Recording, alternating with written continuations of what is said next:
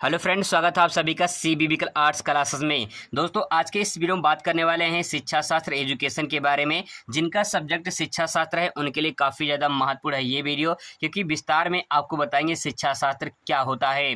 देखिए, मैंने आपको बताया था पहले ही कि जब किसी शब्द का मतलब समझ में ना आए तो उसे संविच्छेद कर लेना चाहिए, ताकि आपको आसानी से समझ में आ जाए।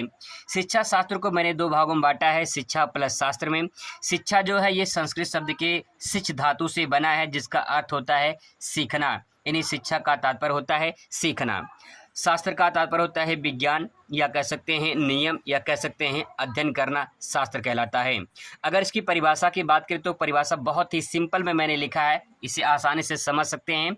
जिसका शाब्दिक अर्थ होता है शिक्षा जीवन पर्यंत चलने वाली प्रक्रिया है, अतः व्यक्ति या बालक जन्म से मृत्यु तक कुछ न कुछ सीखता रहता है। तो दोस्तों, यहाँ पे जो शिक्षा होता है उसका तात्पर्य ये होता है कि सीखना। जो व्यक्ति होता है, चाहे बालक हो चाहे व्यक्ति हो कोई, वो जन्म से लेकर मृत्यु तक कुछ ना कुछ सीखता रहता है, उसका सीखना ही शिक्षा कहलाता है। तो एक लाइन में आसान से समझ सकते हैं। आगे इसको और डिफाइन करते हैं। तो यहाँ पे देखिए, अभी मैंने हिंदी में बताया आपको, अब यहाँ पे देखिए एजुकेशन इंग्लिश में कैसे इसको समझते हैं। देखिए, एजुकेशन जो है ये अंग्रेजी शब्द है, और जो है यहाँ पे जो एजुकेशन है ये बना किससे है? एडुकेटम से। एडुकेटम जो शब्द है ये लैटिन भाषा का शब्द है। एडुकेटम को समझने के लिए यहाँ पे इसको दो भागों में डिवाइड किया गया है। ई प्लस डोको के नाम से जाना जाता है। मतलब कि जो एडुकेटम है ये दो शब्दों से मिलकर बना है, ई प्लस डोको। ई का होता तात्पर्य होता है लैटिन भाषा में अंदर से, और डोको का तात्पर्य होता है आगे बढ़ाना।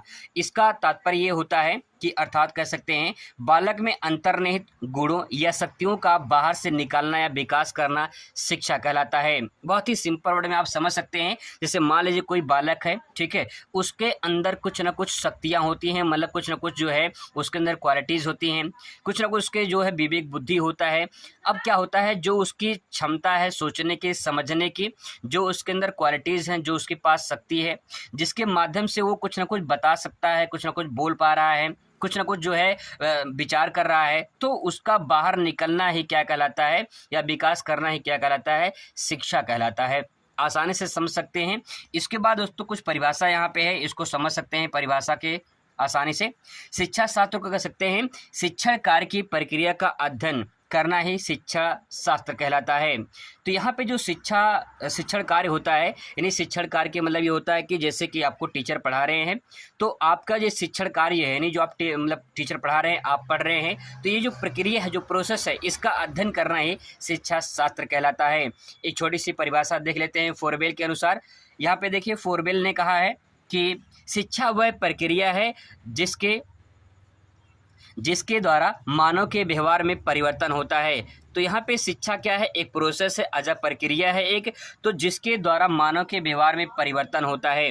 जैसे मान लीजिए कि एक अनपढ़ व्यक्ति है, एक पढ़ा लिखा व्यक्ति है, तो आपके उसके व्यवहार में परिवर्तन जरूर देखने को मिलेगा। उसके चाल ढाल में, उसके बात में, उसके जो है आचरण में, कहीं के उसके जो है जो व्यवहार होंगे उसमें परिवर्तन देखने को मिलेगा।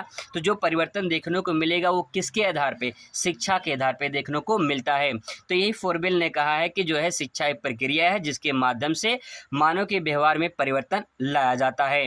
तो दोस्तों, ये जो है शिक्षा शास्त्र के यानी एजुकेशन की छोटी सी परिभाषा थी, जिसे आप आसानी से समझ सकते हैं। चलिए मिलते हैं नेक्स्ट वीडियो में। Thanks for watching.